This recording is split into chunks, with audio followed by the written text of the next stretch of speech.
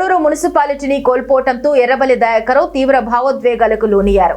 రేయింబవలు party గెలుపు కోసం కష్టపడిన కార్యకర్తలకు ఏం సమాధానం చెప్పాలని రోధిస్తూ అక్కడున్న పోలీసులను ప్రశ్నించారు.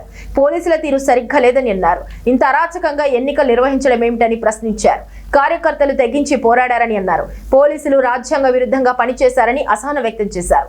తన 45 ఏళ్ల రాజకీయ జీవితంలో ఇంత దగా మోసం చూడలేదని కన్నీరు పెట్టుకున్నారు. ఎన్నిక అప్రజాస్వామికంగా నిర్వహించారని ఆగ్రహం వ్యక్తం చేశారు. ఇలాంటివి చూస్తుంటే రాజకీయాల్లో ఉండాలో వద్దో కూడా అర్థం కావటం లేదని అన్నారు. తొర్రూరు ప్రజలు తమకు పట్టం కడితే ఈ ప్రభుత్వం అన్యాయంగా మున్సిపాలిటీని దక్కించుకుందని అన్నారు. తనను తన భార్యను అన్యాయంగా అరెస్ట్ చేశారని ఆగ్రహం వ్యక్తం చేశారు. తొర్రూరులోని తన కార్యాలయానికి కూడా వెళ్లనీయడం లేదని ఆరోపించారు. విప్పు జారీ చేయకుండా అన్యాయంగా అరెస్టు చేశారని అన్నారు. రేవంత్ రెడ్డి పరిపాలన ప్రజాస్వామ్యం అంటేనే ఘోరంగా తయారైంది. నిన్న మమ్మలను నేను విప్పు జారీ చేయాలి. ఆర్టీఓ ఆఫీస్ కూడా పోయేందుకు నాకు అనుమతి లేదు. కమిషనర్ ఆఫీస్ కూడా పోయేందుకు అనుమతి లేదు. అదే అమెరికాకు సంబంధించిన సిటిజన్షిప్ ఉన్న ఝాన్సీ గారిని ఆర్టీఓ ఆఫీస్ పోయింది, కమిషనర్ ఆఫీస్ పోయింది. మున్సిపాలిటీలో వాళ్ళ దగ్గర కూడా పోయి ఒక్కొక్కరికి ₹1 ఇస్తాం, 2 కోట్లు ఇస్తాం అంటే మా వాళ్ళు ఎవరు కూడా అప్పుడు పోలేదు. భయభ్రాంతులు చేసింది. ఎట్లా ఉంటాయంటే గతంలో నేను 45 ఏళ్ళ నుంచి రాజకీయాలు ఈక్వల్, ఇప్పుడు కేశవంతరం ఉన్నది ఈక్వల్గా ఉన్న కన్నీ ఎమ్మెల్యేకి ఓటు సమానం ఉన్నప్పుడు ఓటు హక్కు ఉపయోగించుకునే అవకాశం. ఇక్కడ ప్రజలు తొర్రూరు పట్టణ ప్రజలు క్లియర్గా మాకు 9 ఇచ్చారు, వాళ్ళకి 7 ఇచ్చారు. అంటే మేము మెజార్టీ ఉన్నాం, ఈక్వల్ లేవు. సరే ఎమ్మెల్యే ఓటు ఉపయోగించుకున్నదంటే అది తీరు. కానీ ఎంపీ కావ్య గారు వరంగల్లో ఆమె అప్లై చేసుకున్నది, వరంగల్లోనే నాకు ఓటకు కావాలని ఆమె పిటిషన్ పెట్టుకున్నది.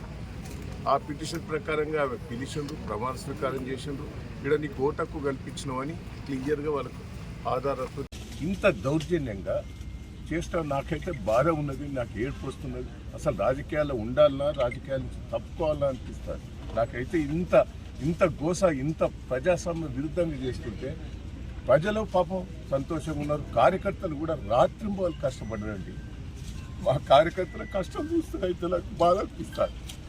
ప్రజలైతే కార్యకర్తలు 2 రోజుల బట్టి భోజనం లేకుండా 10,000 మంది కార్యకర్తలు వచ్చి రాత్రింబోలు కష్టపడ్డట్లు నా కోసం నేను ఏం చెప్పాలి, ఏందైనా చెప్పాలి.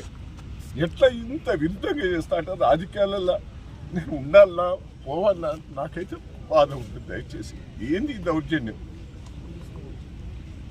పోలీసు వాళ్ళు కూడా దయచేసి ఇట్లా చేయటం కూడా మంచిది కాదు. కేసీఆర్ని చూస్తే ఒక పక్క అభిమానం, దయానందం చూస్తే అభిమానం ప్రజలు. కానీ ఇంత అరాచకాలు చూస్తుంటే నాకైతే ఏమన్నా చెప్పండి. నా కార్యకర్తలకు ఏం జవాబు చెప్పుకోవాలి, కార్యకర్తలకు నేను ఏం జవాబు చెప్పాలి? పాపం తెగించి పనిచేసారు ఈ రోజు. జై తెలంగాణ, జై తెలంగాణ, జై తెలంగాణ. వర్ధిల్లాలి కేసీఆర్ గారి నాయకత్వం, వర్ధిల్లాలి కేసీఆర్ గారి నాయకత్వం.